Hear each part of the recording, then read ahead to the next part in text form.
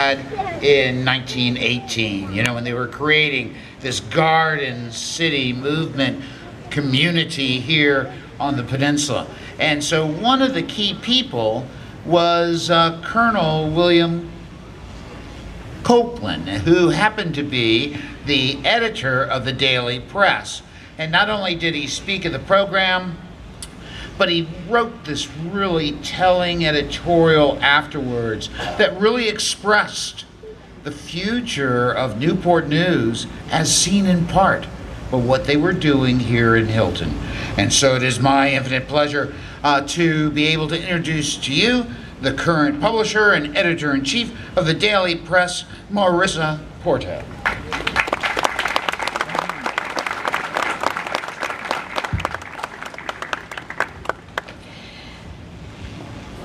We stand here today in what is considered one of the greatest neighborhoods in America.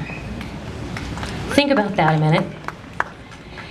We stand here today in what is considered one of the greatest neighborhoods in the United States of America.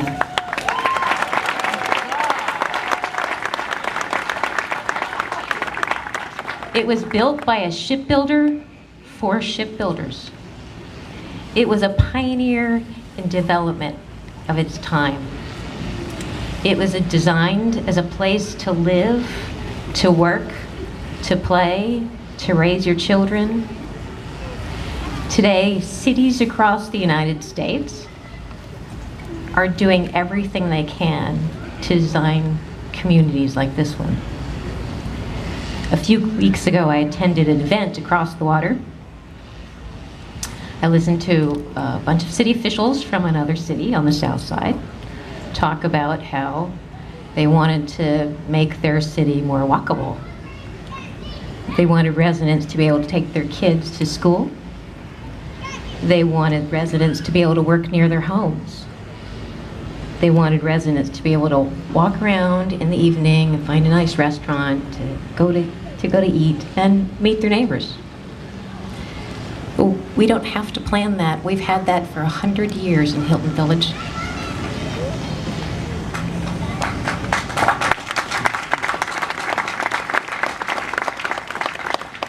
Hilton Village was built during World War I. It was contracted to house the employees of the Newport News shipbuilding. It was always tied to the business that launched it.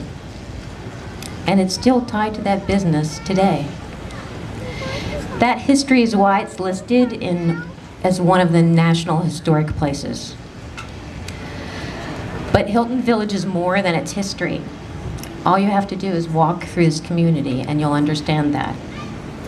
When you walk through here, you feel like you're in a small country town in England. It's warm and it's homey, and it's the kind of place where you want to sit on someone's porch and chat, or sit in front of the restaurant and talk with your neighbors.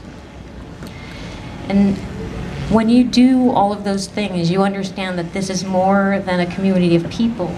It is a community of neighbors. And I think that's why when you talk to people who are from Hilton, they say they never want to leave. And when you talk to people who have left Hilton, they say they wish they had never left. At the ceremony that launched Hilton Village 100 years ago, shipyard president Homer Ferguson congratulated the men who were building this village. He told them how important this village was to the area, to the community, to Virginia, but also, and more importantly, to the nation. We were in the middle of a war, and we were desperately in need of ships. Later in that ceremony, my predecessor, Daily Press editor W.S. Copeland, he praised the spirit of service here. He said that Hilton Village marked the beginning of the city's future. And he said it was a bright one. I want you to look around at the folks you're sitting with today and think about what it was like 100 years ago. That future isn't just bright, it's here and it's going to take us to the next 100 years.